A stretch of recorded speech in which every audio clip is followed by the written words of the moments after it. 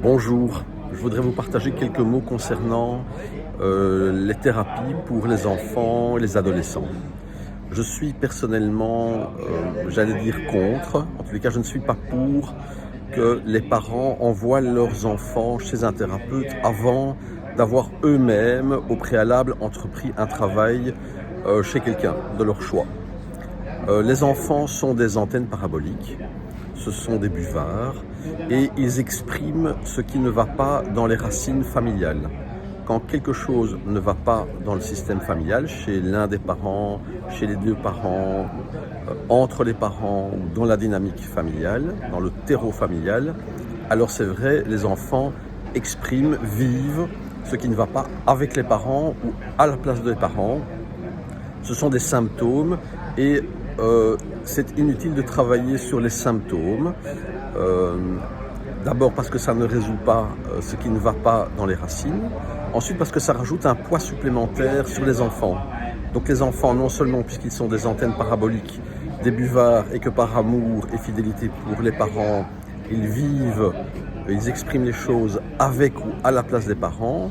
Non seulement ils doivent vivre cette peine-là, et en plus de ça, on les pointe du doigt, on leur dit « tu as un problème et tu dois aller le travailler chez un psy, chez un thérapeute, chez un médecin, un psychiatre, chez quelqu'un qui va pouvoir t'aider ».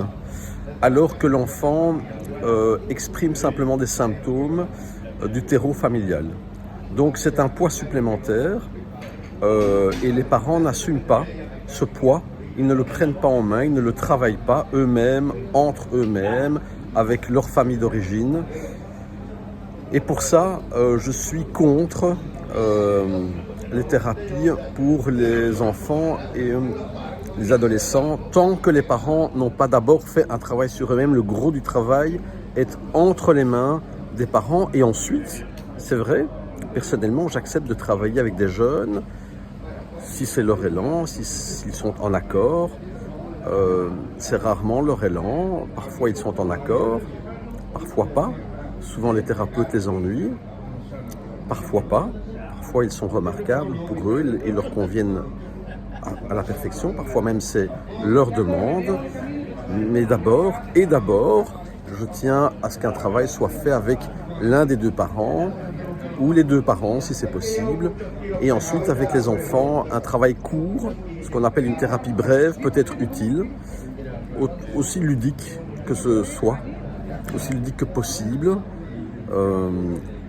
en voyant avec les enfants, les jeunes, les adolescents, qu'en fait ils sont juste les symptômes de quelque chose dont ils ne sont pas responsables. Ils ne sont pas responsables de ce terreau familial, c'est entre les mains des parents, ils sont les gardiens de l'ordre, et c'est avec les gardiens de l'ordre que le gros du travail peut être et doit être fait, que cela plaise ou non aux parents.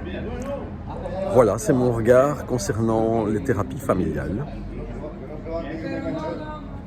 Que ce soit en consultation individuelle ou en groupe, le travail est entre les mains des parents. Et quand les parents me demandent « Tiens, est-ce que je peux venir avec tous mes enfants et notre couple pour venir faire un travail familial ?» Oui, c'est possible. Ce n'est pas nécessairement bénéfique et ce n'est pas nécessairement nécessaire. Je le redis, le gros du travail est entre les mains des parents. En tout cas, des parents qui sont prêts à faire le travail. On ne peut pas attendre que les deux parents soient prêts. On ne peut pas attendre que notre partenaire soit prêt. C'est entre nos mains. Comme parents, nous pouvons le faire. Je vous remercie et je vous souhaite une excellente journée.